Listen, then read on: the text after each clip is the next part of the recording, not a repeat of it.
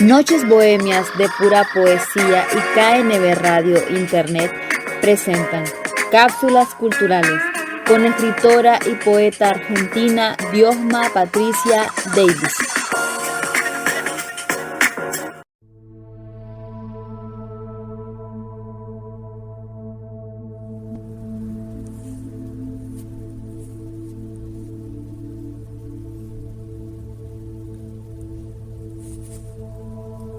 Muy buenos días a todos los oyentes de esta radio, que es propiedad de la señora Katia Varillas.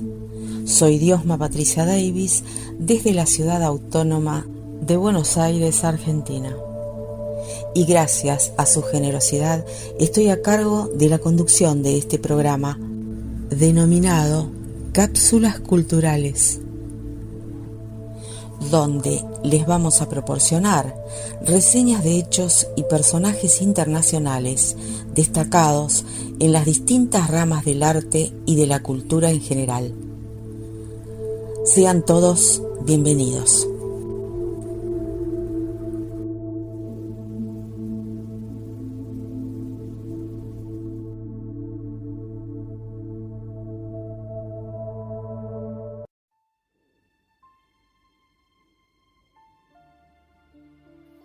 Vamos a hablar de un gran escritor argentino, radicado en Francia.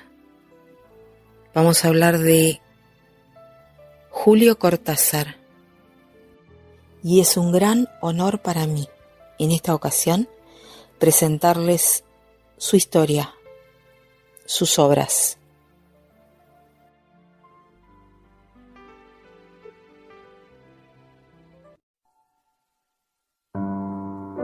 De Rayuela, capítulo 7.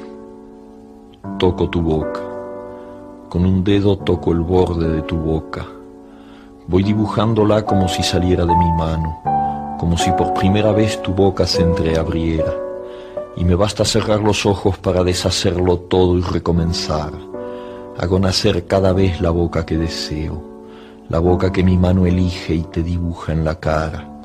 Una boca elegida entre todas, con soberana libertad elegida por mí para dibujarla con mi mano en tu cara, y que por un azar que no busco comprender, coincide exactamente con tu boca que sonríe por debajo de la que mi mano te dibuja. Me miras, de cerca me miras, cada vez más de cerca, y entonces jugamos al cíclope. Nos miramos cada vez más de cerca y los ojos se agrandan. Se acercan entre sí, se superponen y los cíclopes se miran, respirando confundidos. Las bocas se encuentran y luchan tibiamente, mordiéndose con los labios, apoyando apenas la lengua en los dientes, jugando en sus recintos donde un aire pesado va y viene con un perfume viejo y un silencio. Entonces mis manos buscan hundirse en tu pelo, acariciar lentamente la profundidad de tu pelo mientras nos besamos, como si tuviéramos la boca llena de flores o de peces, de movimientos vivos, de fragancia oscura.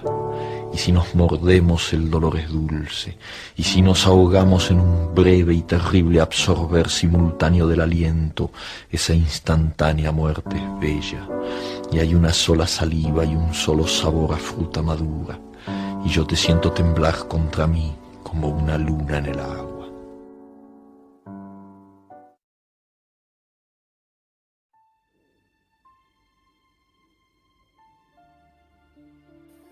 Julio Cortázar nació en Bruselas, Bélgica, el 26 de agosto de 1914 y murió en París, Francia, el 12 de febrero de 1984.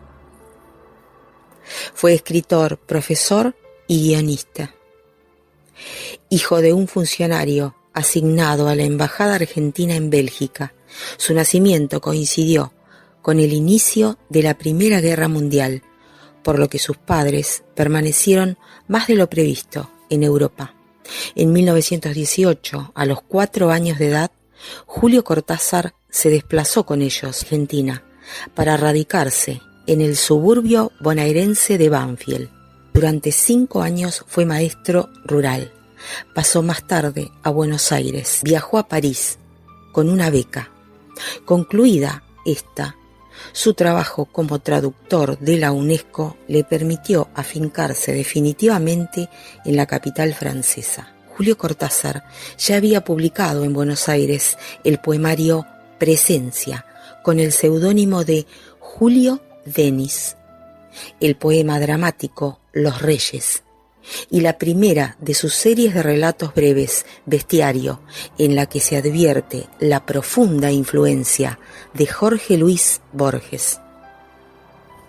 Emparentado con Borges como inteligentísimo cultivador del cuento fantástico, los relatos breves de Cortázar se apartaron, sin embargo, de la alegoría metafísica para indagar en las facetas inquietantes y enigmáticas de lo cotidiano, en una búsqueda de la autenticidad y del sentido profundo de lo real, que halló siempre lejos del estatismo, de las creencias, patrones y rutinas establecidas.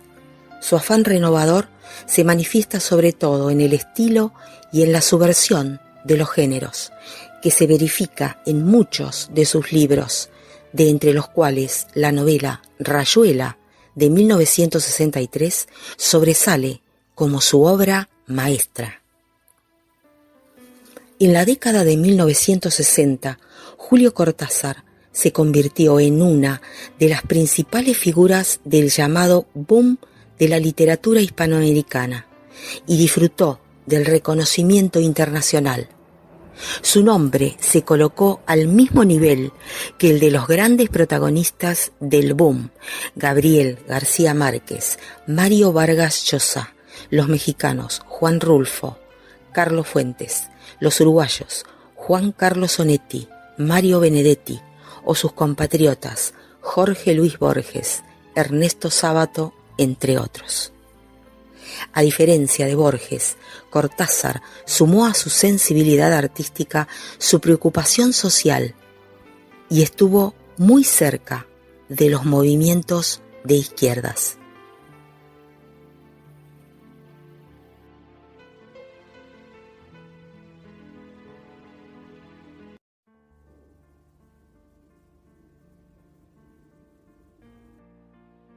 Este poema se llama Los amantes. ¿Quién los ve andar por la ciudad si todos están ciegos? Ellos se toman de la mano, algo habla entre sus dedos, lenguas dulces lamen la húmeda palma, corren por las falanges y arriba está la noche llena de ojos. Son los amantes, su isla flota a la deriva, hacia muertes de césped, hacia puertos que se abren entre sábanas. Todo se desordena a través de ellos, todo encuentra su cifra escamoteada, pero ellos ni siquiera saben que mientras ruedan en su amarga arena, hay una pausa en la obra de la nada. El tigre es un jardín que juega. Amanecen los carros de basura, empiezan a salir los ciegos, el ministerio abre sus puertas. Los amantes rendidos se miran y se tocan una vez más antes de oler el día. Ya están vestidos, ya se van por la calle. Y es solo entonces, cuando están muertos, cuando están vestidos, que la ciudad los recupera hipócrita y les impone los deberes cotidianos.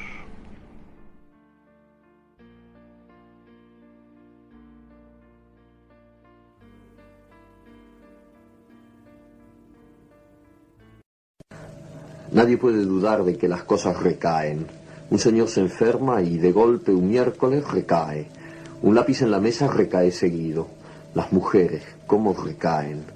Teóricamente a nada o a nadie se le ocurriría recaer, pero lo mismo está sujeto, sobre todo porque recae sin conciencia, recae como si nunca antes. Un jazmín, para dar un ejemplo perfumado. A esa blancura, ¿de dónde le viene su penosa amistad con el amarillo? El mero permanecer ya es recaída, el jazmín entonces. Y no hablemos de las palabras, esas recayentes deplorables, ni de los buñuelos fríos que son la recaída clavada. Contra lo que pasa, se impone pacientemente la rehabilitación. En lo más recaído hay siempre algo que pugna por rehabilitarse, en el hongo pisoteado, en el reloj sin cuerda, en los poemas de Pérez, en Pérez. Todo recayente tiene ya en sí a un rehabilitante, pero el problema, para nosotros los que pensamos nuestra vida, es confuso y casi infinito. Un caracol segrega y una nube aspira. Seguramente recaerán, pero una compensación ajena a ellos los rehabilita, los hace treparse poco a poco a lo mejor de sí mismos antes de la recaída inevitable. Pero nosotros, tía, ¿cómo haremos? ¿Cómo nos daremos cuenta de que hemos recaído si por la mañana estamos tan bien, tan café con leche, y no podemos medir hasta dónde hemos recaído en el sueño o en la ducha? Y si sospechamos lo recadente de nuestro estado, ¿cómo nos rehabilitaremos? Hay quienes recaen al llegar a la cima de una montaña, al terminar su obra maestra, al afeitarse sin un solo tajito. No toda recaída va de arriba abajo, porque arriba y abajo no quieren decir gran cosa cuando ya no se sabe dónde se está. Probablemente Ícaro creía tocar el cielo cuando se hundió en el mar epónimo y Dios te libre de una zambullida tan mal preparada. Tía, ¿cómo nos rehabilitaremos? Hay quien ha sostenido que la rehabilitación solo es posible alterándose, pero olvidó que toda recaída es una desalteración, una vuelta al barro de la culpa. En efecto, somos lo más que somos porque nos alteramos. Salimos del barro en busca de la felicidad y la conciencia y los pies limpios. Un recayente es entonces un desalterante, de donde se sigue que nadie se rehabilita sin alterarse. Pretender la rehabilitación alterándose es una triste redundancia. Nuestra condición es la recaída y la desalteración, y a mí me parece que un recayente debería rehabilitarse de otra manera, que por lo demás ignoro. No solamente ignoro eso, sino que jamás he sabido en qué momento mi tía o yo recaemos. ¿Cómo rehabilitarnos entonces, si a lo mejor no hemos decaído todavía, y la rehabilitación nos encuentra ya rehabilitados? Tía, ¿no será esa la respuesta ahora que lo pienso? Hagamos una cosa. Usted se rehabilita y yo la observo. Varios días seguidos. Digamos, una rehabilitación continua. Usted está todo el tiempo rehabilitándose y yo la observo. O al revés, si prefiere. Pero a mí me gustaría que empezara usted, porque soy modesto y buen observador. De esa manera, si yo recaigo en los intervalos de mi rehabilitación, mientras que usted no le da tiempo a la recaída y se rehabilita como en un cine continuado, al cabo de poco nuestra diferencia será enorme. Usted estará tan por encima que dará gusto. Entonces, yo sabré que el sistema ha funcionado y empezaré a rehabilitarme furiosamente. Pondré el despertador a las 3 de la mañana, suspenderé mi vida conyugal y las demás recaídas que conozco, para que solo queden las que no conozco. Y a lo mejor, poco a poco, un día estaremos otra vez juntos, tía, y será tan hermoso decir, ahora nos vamos al centro y nos compramos un helado, el mío todo de frutilla, y el de usted con chocolate y un bizcochito.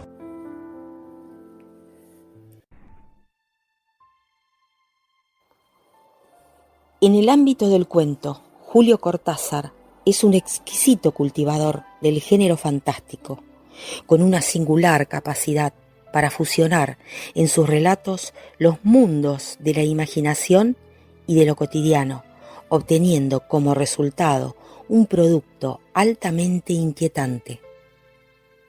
Ilustración de ello es Bestiario, en 1951, un cuento como Casa Tomada, en el que una pareja de hermanos percibe cómo su amplio caserón va siendo ocupado por presencias extrañas e indefinibles que terminan provocando primero su confinamiento dentro de la propia casa y más tarde su expulsión definitiva. Lo mismo podría decirse a propósito de Las armas secretas, en 1959. Entre cuyos cuentos se destaca El perseguidor, que tiene por protagonista a un crítico de jazz que ha escrito un libro sobre un célebre saxofonista borracho y drogadicto. Cuando se dispone a preparar la segunda edición del mismo, Johnny, el saxofonista, quiere exponerle sus opiniones acerca de su propia música y el libro, pero en realidad no le cuenta nada. No parece que tenga nada profundo que decir, como tampoco lo tiene el autor del libro, por lo que, muerto Johnny, la segunda edición únicamente se diferencia de la primera por el añadido de una necrológica. En los cuentos de Final de Juego en 1964 encontramos algunas de las descripciones más crueles de Cortázar, como por ejemplo Las Ménades, una auténtica pesadilla, pero también hay sátiras, como ocurre en La Banda, en el que su protagonista, cansado del sistema imperante en su país, clara alusión al peronismo, se destierra voluntariamente como Cortázar hizo a París en 1951. En Axolotl, tras contemplar diaria y obsesivamente un ejemplar de estos anfibios en un acuario, el narrador del cuento se ve convertido en uno más de ellos, recuperando de tal manera el tema del viejo mito azteca. De todos los fuegos, el fuego, en 1966, compuesto por otros 8 relatos, hay que destacar La Autopsia del Sur, historia de un amor nacido durante un embotellamiento, cuyos protagonistas, que no se han dicho sus nombres, son arrastrados por la riada de vehículos cuando el atasco se deshace y no vuelven ya nunca a encontrarse. Impresionante es asimismo el cuento que da título a la colección, en el que se mezclan admirablemente una historia actual con otra ocurrida cientos de años atrás. En los también 8 cuentos de Octaedro en 1974, lo fantástico vuelve a mezclarse con la vida de los hombres, casi siempre en el momento más inesperado de su existencia. Más cercanas a lo cotidiano y abiertas a la normalidad son sus 3 últimas colecciones de relatos. Alguien que anda por ahí, 1977, Queremos tanto a Glenda y otros relatos, 1980, y Deshoras, 1982, sin que por ello dejen de estar presentes los temas y motivos que caracterizan su producción.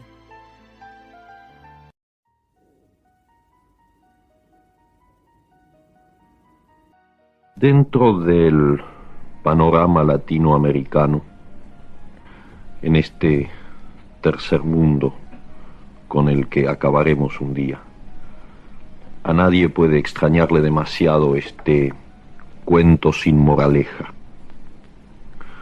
Un hombre vendía gritos y palabras, y le iba bien, aunque encontraba mucha gente que discutía los precios y solicitaba descuentos. El hombre accedía casi siempre, y así pudo vender muchos gritos de vendedores callejeros, algunos suspiros que le compraban señoras rentistas, y palabras para consignas, slogans, membretes y falsas ocurrencias. Por fin, el hombre supo que había llegado la hora y pidió audiencia al tiranuelo del país, que se parecía a todos sus colegas, y lo recibió rodeado de generales, secretarios y tazas de café. «Vengo a venderle sus últimas palabras», dijo el hombre. «Son muy importantes, porque a usted nunca le van a salir bien en el momento, y en cambio le conviene decirlas en el duro trance para configurar fácilmente un destino histórico retrospectivo. Traducí lo que dice», mandó el tiranuelo a su intérprete. «Habla en argentino, excelencia». «¿En argentino? ¿Y por qué no entiendo nada?» «Usted ha entendido muy bien», dijo el hombre. «Repito que vengo a venderle sus últimas palabras». El tiranuelo se puso de pie como es de práctica en estas circunstancias y, reprimiendo un temblor, mandó que arrestaran al hombre y lo metieran en los calabozos especiales que siempre existen en esos ambientes gubernativos. «Es lástima», dijo el hombre mientras se lo llevaban. «En realidad, usted querrá decir sus últimas palabras cuando llegue el momento, y necesitaría decirlas para configurar fácilmente un destino histórico retrospectivo. Lo que yo iba a venderle es lo que usted querrá decir, de modo que no hay engaño. Pero como no acepta el negocio, como no va a aprender por adelantado esas palabras, cuando llegue el momento en que quieran brotar por primera vez y naturalmente, usted no podrá decirlas». «¿Por qué no podré decirlas si son las que he de querer decir?», preguntó el tiranuelo, ya frente a otra taza de café. «Porque el miedo no lo dejará», dijo tristemente el hombre. «Como estará con una soga al cuello, en camisa y temblando de terror y de frío. Los dientes se le entrechocarán y no podrá articular palabra. El verdugo y los asistentes, entre los cuales habrá algunos de estos señores, esperarán por decoro un par de minutos, pero cuando de su boca brote solamente un gemido entrecortado por hipos y súplicas de perdón, porque eso sí lo articulará sin esfuerzo, se impacientarán y lo ahorcarán. Muy indignados, los asistentes y en especial los generales rodearon al tiranuelo para pedirle que hiciera fusilar inmediatamente al hombre, pero el tiranuelo, que estaba pálido como la muerte, los echó en pellones y se encerró con el hombre para comprarle sus últimas palabras.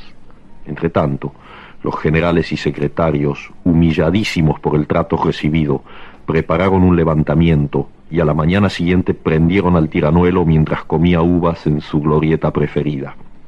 Para que no pudiera decir sus últimas palabras, lo mataron en el acto pegándole un tiro. Después se pusieron a buscar al hombre, que había desaparecido de la casa de gobierno, y no tardaron en encontrarlo, pues se paseaba por el mercado vendiendo pregones a los saltimbanquis. Metiéndolo en un coche celular, lo llevaron a la fortaleza y lo torturaron para que revelase cuál hubieran podido ser las últimas palabras del tiranuelo. Como no pudieron arrancarle la confesión, lo mataron a puntapiés. Los vendedores callejeros que le habían comprado gritos siguieron gritándolos en las esquinas, y uno de esos gritos sirvió más adelante como santo y seña de la contrarrevolución que acabó con los generales y los secretarios. Algunos, antes de morir, pensaron confusamente que en realidad todo aquello había sido una torpe cadena de confusiones y que las palabras y los gritos eran cosas que en rigor pueden venderse pero no comprarse, aunque parezca absurdo, y se fueron pudriendo todos, el tiranuelo, el hombre y los generales y secretarios, pero los gritos resonaban de cuando en cuando en las esquinas.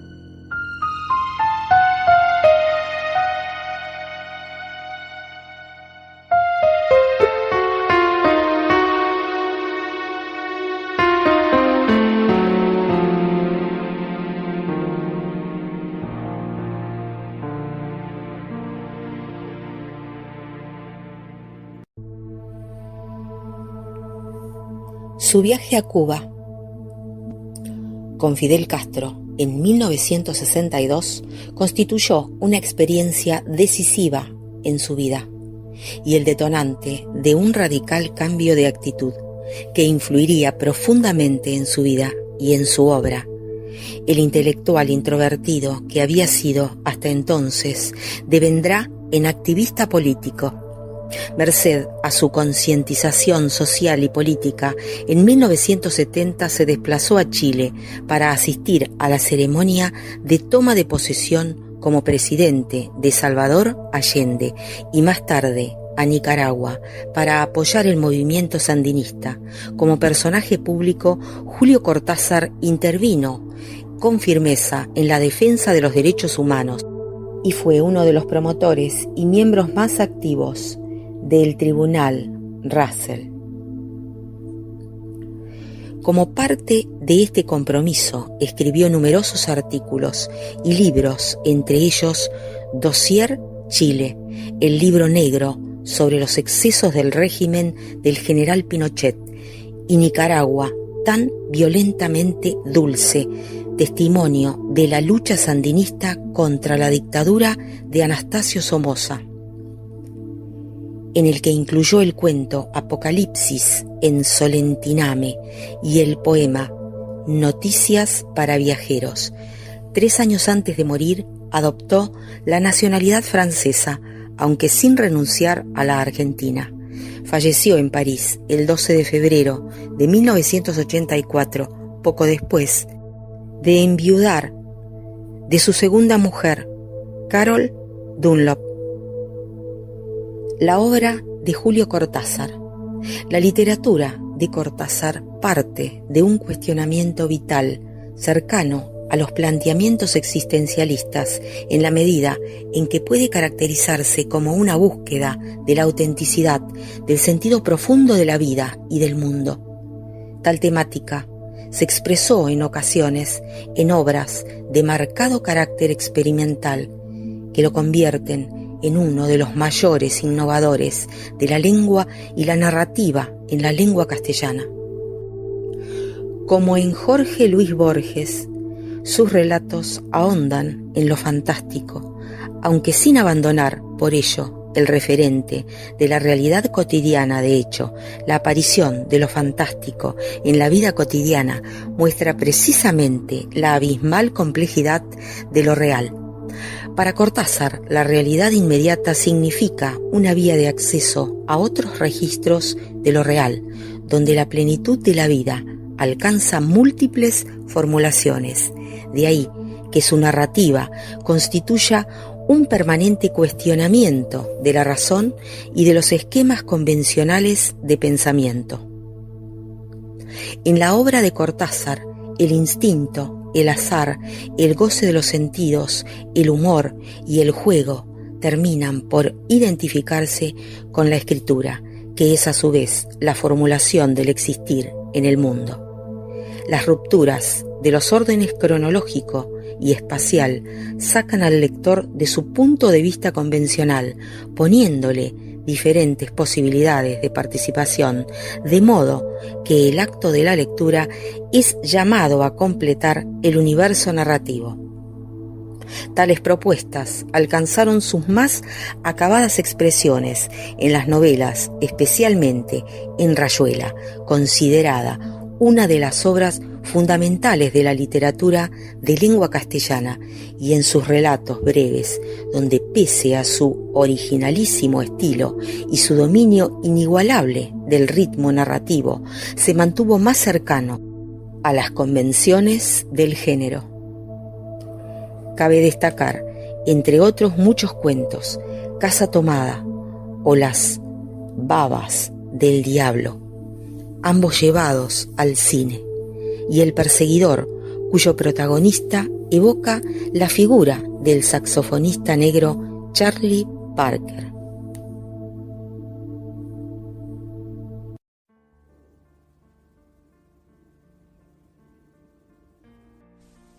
Sí, la idea de grabar un disco de manera más o menos académica, leyendo un texto tras otro, con esa sensación de cosa muerta que dan los discos de escritores, no me gusta demasiado. En el fondo, siempre es más interesante escuchar a un escritor si lo entrevistan en la radio, en la medida en que las pausas, las equivocaciones, su respiración, todo eso es una cosa mucho más viva, una presencia más convincente. En definitiva, lo que yo creo es que esta negativa a grabar un disco así de tipo académico se conecta con la negativa un poco más importante para mí a escribir cosas de tipo académico. Es decir, que en la medida de lo posible me gusta que desde la primera frase haya un contacto entre el que me va a leer y yo mismo. No porque yo escriba pensando en que alguien me va a leer, sino más bien porque siempre he tenido la impresión de que el hecho mismo de ponerme a escribir significaba de alguna manera una tentativa de contacto, no con personas definidas, no con lectores definidos, probablemente conmigo mismo o con una realidad ajena y exterior con la que se busca precisamente el contacto para que llegue a ser un poco menos ajena y exterior. La verdad es que tengo muchos discos grabados por poetas y novelistas y siempre me ha molestado eso de sentir que un señor lo sientan en una silla, en un estudio de grabación y él ha preparado ya determinados textos y hay un gran silencio y luego sale una voz así como de la nada, una voz que parece ya muerta y del otro lado habrá un día un señor que comprará el disco y lo escuchará en su casa y será un poco también como si él estuviera muerto cuando lo escucha. Por eso esta especie de introducciones, porque prefiero improvisar incluso en las lecturas que voy a hacer.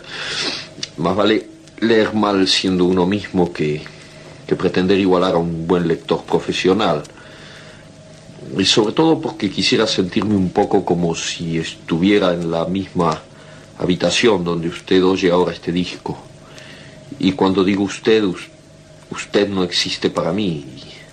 Y sin embargo, vaya si existe, porque usted y yo somos este encuentro desde tiempos y espacios distintos, una anulación de esos tiempos y esos espacios, y eso es siempre la palabra y la poesía. Digamos entonces que estamos juntos y yo tengo unos cuantos papeles y voy a leer algunos como vayan saliendo. Textos cortos, porque los largos a los 5 minutos de lectura, como desgraciadamente hemos perdido casi por completo el sentimiento oral de la literatura. Los discos de los escritores se empiezan a escuchar con gran atención y respeto y nadie hace ruido al revolver el azúcar en el café, pero al cabo de 4 o 5 minutos ese interés decae, primero porque uno casi nunca está solo cuando escucha esos discos, no es como cuando se lee un libro.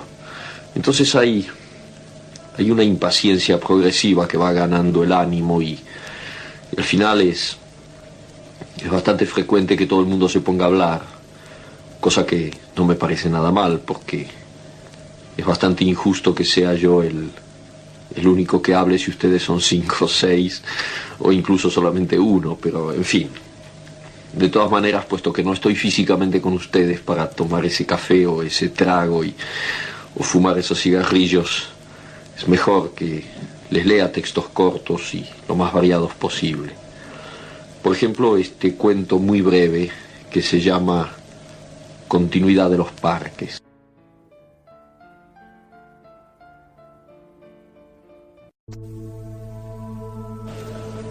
Había empezado a leer la novela unos días antes. La abandonó por negocios urgentes, volvió a abrirla cuando regresaba en tren a la finca. Se dejaba interesar lentamente por la trama, por el dibujo de los personajes. Esa tarde, después de escribir una carta a su apoderado y discutir con el mayordomo una cuestión de aparcerías, volvió al libro en la tranquilidad del estudio que miraba hacia el Parque de los Robles. Arrellanado en su sillón favorito, de espaldas a la puerta que lo hubiera molestado como una irritante posibilidad de intrusiones, dejó que su mano izquierda acariciara una y otra vez el terciopelo verde y se puso a leer los últimos capítulos. Su memoria retenía sin esfuerzo los nombres y las imágenes de los protagonistas. La ilusión novelesca lo ganó casi enseguida.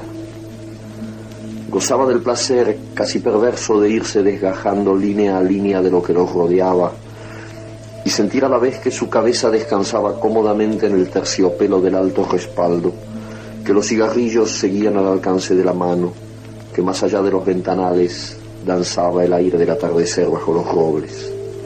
Palabra a palabra, absorbido por la sórdida disyuntiva de los héroes, dejándose ir hacia las imágenes que se concertaban y adquirían color y movimiento, fue testigo del último encuentro en la cabaña del monte. Primero entraba la mujer recelosa, ahora llegaba el amante, lastimada la cara por el chicotazo de una rama. Admirablemente restañaba ella la sangre con sus besos, pero él rechazaba las caricias. No había venido para repetir las ceremonias de una pasión secreta, protegida por un mundo de hojas secas y senderos furtivos. El puñal centelleaba contra su pecho y debajo latía la libertad agazapada. Un diálogo anhelante corría por las páginas como un arroyo de serpientes y se sentía que todo estaba decidido desde siempre, hasta esas caricias que enredaban el cuerpo del amante como queriendo retenerlo y disuadirlo, dibujaban abominablemente la figura de otro cuerpo que era necesario destruir. Nada había sido olvidado, coartadas, azares, posibles errores. A partir de esa hora, cada instante tenía su empleo minuciosamente atribuido. El doble repaso despiadado se interrumpía apenas para que una mano acariciara una mejilla. Empezaba a anochecer. Sin mirarse ya, atados rígidamente a la tarea que los esperaba, se separaron en la puerta de la cabaña. Ella debía seguir por la senda que iba al norte. Desde la senda opuesta él se volvió un instante para verla correr con el pelo suelto. Corrió a su vez parapetándose en los árboles y los setos hasta distinguir en la bruma malva del crepúsculo la alameda que llevaba a la casa. Los perros no debían ladrar y no ladraron. El mayordomo no estaría a esa hora y no estaba. Subió los 3 peldaños del porche y entró. Desde la sangre galopando en sus oídos le llegaban las palabras de la mujer. Primero una sala azul, después una galería, una escalera alfombrada. En lo alto 2 puertas. Nadie en la primera habitación, nadie en la segunda. La puerta del salón y entonces el puñal en la mano, la luz de los ventanales, el alto respaldo de un sillón de terciopelo verde, la cabeza del hombre en el sillón leyendo una novela.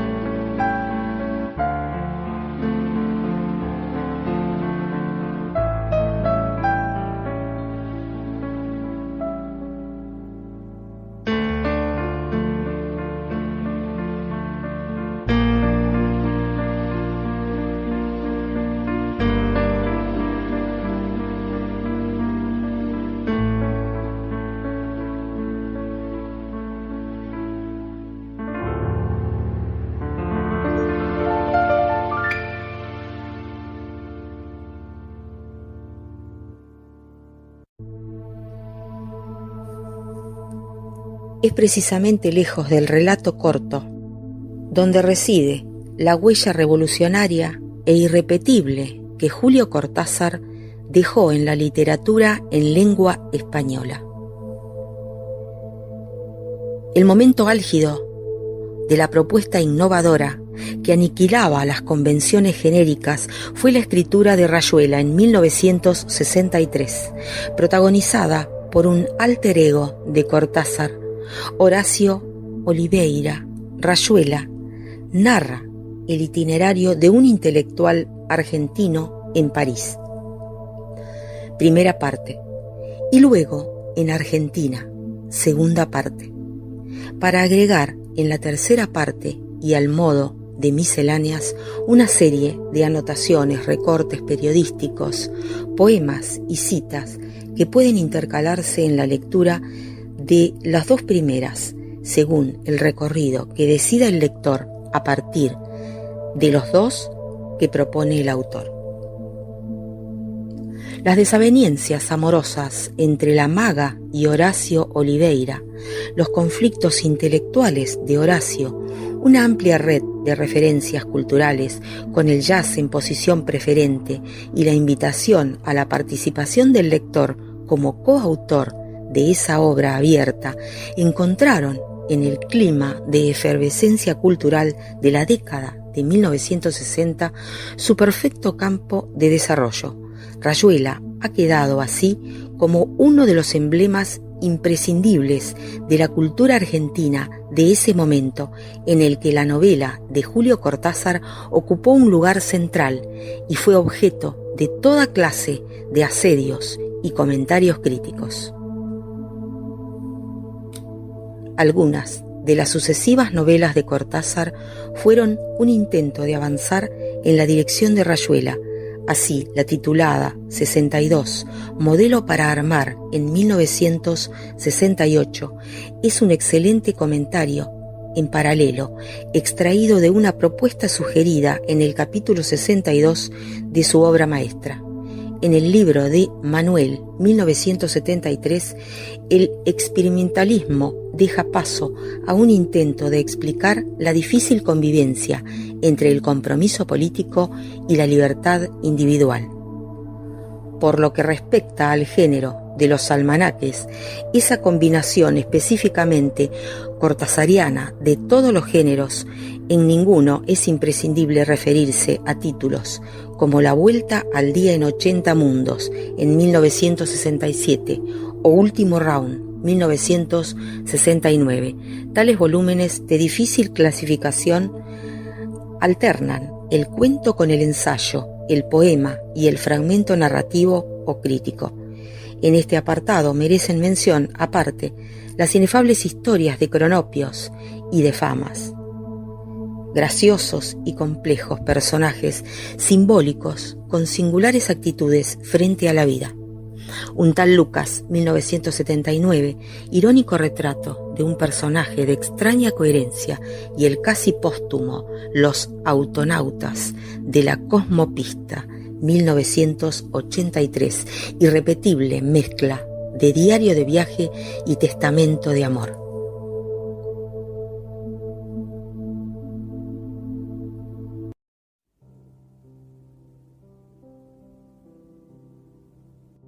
En fin, como esto es un poco demasiado metafísico y cronométrico, vamos a descansar con el discurso del oso.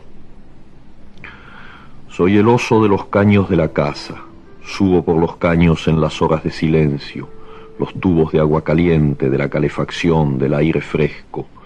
Voy por los tubos de departamento en departamento y soy el oso que va por los caños. Creo que me estiman porque mi pelo mantiene limpios los conductos. Incesantemente corro por los tubos y nada me gusta más que pasar de piso en piso resbalando por los caños. A veces saco una pata por la canilla y la muchacha del tercero grita que se ha quemado, o gruño a la altura del horno del segundo y la cocinera Guillermina se queja de que el aire tira mal. De noche ando callado y es cuando más ligero ando. Me asomo al techo por la chimenea para ver si la luna baila arriba y me dejo resbalar como el viento hasta las calderas del sótano. Y en verano nado de noche en la cisterna picoteada de estrellas.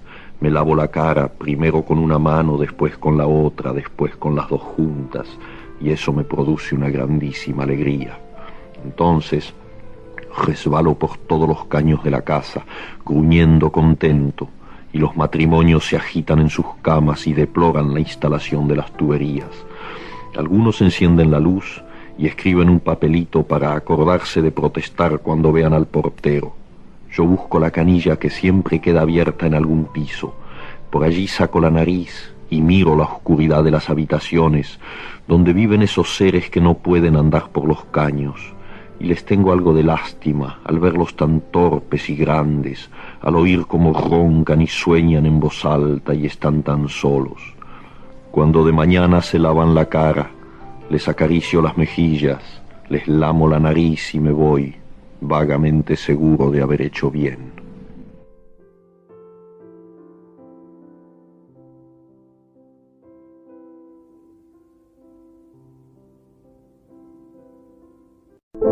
El futuro. Y sé muy bien que no estarás. No estarás en la calle, en el murmullo que brota de noche de los postes de alumbrado, ni en el gesto de elegir el menú, ni en la sonrisa que alivia los completos en los subtes, ni en los libros prestados, ni en el hasta mañana. No estarás en mis sueños, en el destino original de mis palabras, ni en una cifra telefónica estarás, o en el color de un par de guantes o una blusa. Me enojaré, amor mío, sin que sea por ti, y compraré bombones, pero no para ti. Me pararé en la esquina a la que no vendrás, y diré las palabras que se dicen, y comeré las cosas que se comen, y soñaré los sueños que se sueñan, y sé muy bien que no estarás, ni aquí adentro, la cárcel donde aún te retengo, ni allí fuera, este río de calles y de puentes. No estarás para nada, no serás ni recuerdo, y cuando piense en ti, pensaré un pensamiento que oscuramente trata de acordarse de ti.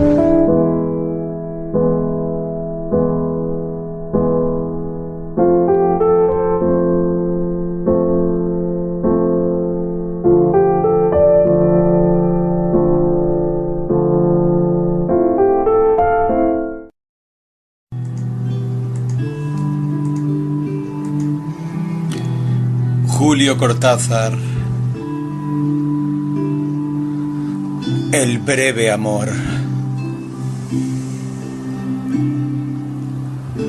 Con qué tersa dulzura me levanta del lecho en que soñaba profundas plantaciones perfumadas. Me pasea los dedos por la piel y me dibuja en el espacio, en vilo, hasta que el beso se posa curvo y recurrente,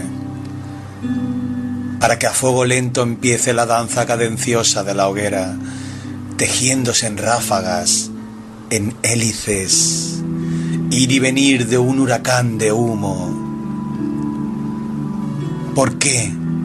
Después, lo que queda de mí es solo un anegarse entre las cenizas, sin un adiós, sin nada más que el gesto de liberar las manos.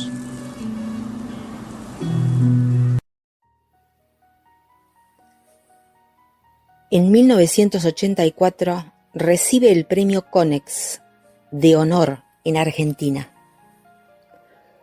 Poco antes de fallecer, publica su libro de poemas, Salvo el crepúsculo, 1984, y los artículos Argentina, años de alambradas culturales, 1984.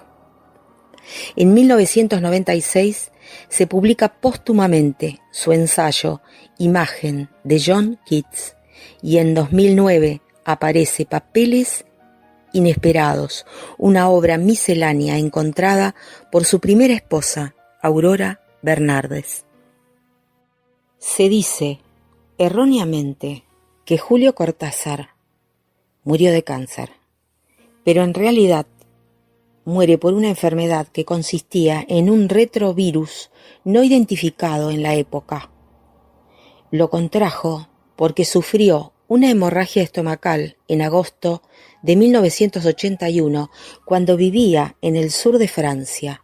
Lo hospitalizaron y le hicieron una transfusión de varios litros de sangre que después se supo, en medio de un gran escándalo, que estaba contaminada. Existe una carta de Julio Cortázar donde dice: «Me he convertido en un vampiro de verdad porque me han tenido que cambiar la sangre. Y la pobrecita Carol, que era la esposa, me tuvo que llevar al hospital más cercano». Años después se supo que esa sangre que venía de la Cruz Roja estaba contaminada. Y se produjo un gran escándalo que terminó con la destitución del ministro de Salud Pública. La sangre se compraba a inmigrantes pobres. No se realizaban pruebas, análisis, porque la enfermedad del SIDA, por ejemplo, era desconocida. El diagnóstico no existió. La verdad es que la enfermedad que padeció Julio no estaba todavía diagnosticada, no tenía una denominación específica. Se le llamaba pérdida de defensas inmunológicas. Se caracterizaba por un aumento desmesurado de los glóbulos blancos, manchas en la piel, infecciones, y se terminaba con la muerte. Cortázar viajó a Barcelona en noviembre de 1983 y estaba muy preocupado por el avance de la enfermedad. Decía: «No tengo cáncer, me lo dicen los médicos franceses», y después nos ponemos a hablar de literatura. Uno de los médicos que lo trató atribuyó la enfermedad a un raro virus sin identificar. Cortázar falleció el 12 de febrero de 1984 en Francia. Su esposa, Carol Dunlop, había muerto 2 años antes de la misma enfermedad. El resultado de la época decía que tenía una infección no determinada provocada por un retrovirus y que no había ningún tratamiento. Había 3 retrovirus identificados y este era desconocido.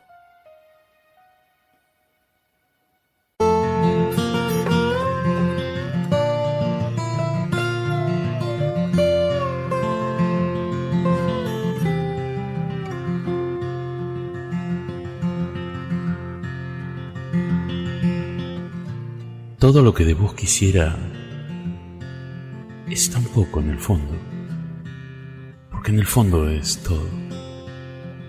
Como un perro que pasa, una colina, esas cosas de nada, cotidianas, espiga y cabellera y 2 terrones, el olor de tu cuerpo, lo que decís de cualquier cosa, conmigo o contra mía, todo eso es tan poco. Yo lo quiero de vos porque te quiero, que mires más allá de mí, que me ames con violenta prescindencia del mañana, que el grito de tu entrega se estrelle en la cara de un jefe de oficina y que el placer que juntos inventamos sea otro signo de la libertad.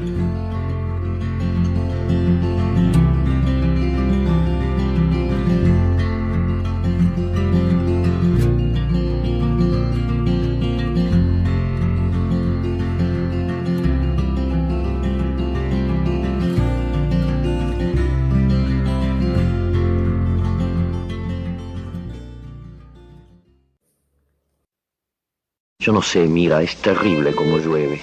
Llueve todo el tiempo, afuera tupido y gris, aquí contra el balcón con goterones cuajados y duros que hacen plaf y se aplastan como bofetadas uno detrás de otro. ¡Qué hastío! Ahora aparece una gotita en lo alto del marco de la ventana.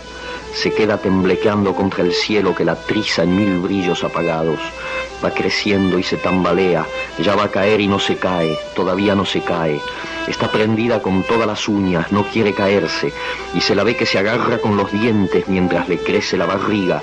Ya es una gotaza que cuelga majestuosa y de pronto supa y va, plaf, deshecha, nada, una viscosidad en el mármol.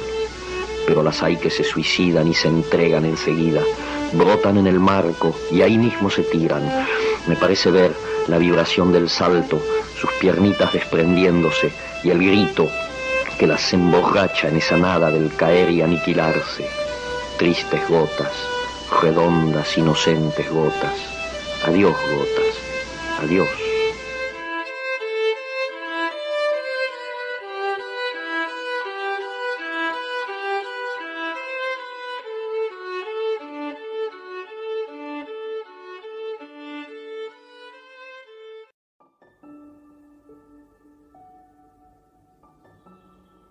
Los datos que tomé para hacer este trabajo son de internet el artículo de Ruiza M. Fernández, T. y Tamaro, de 2004, biografía de Julio Cortázar en Biografías y Vidas, la enciclopedia biográfica en línea, Barcelona, España, y datos de internet. Y así llegamos al final.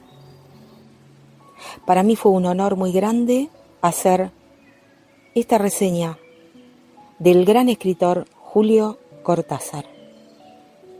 Quien les habla, Diosma Patricia Davis, desde Buenos Aires, Argentina, se despide de ustedes y les dice que nos volvemos a encontrar en la próxima emisión. Un abrazo muy grande para todos. Nos vemos.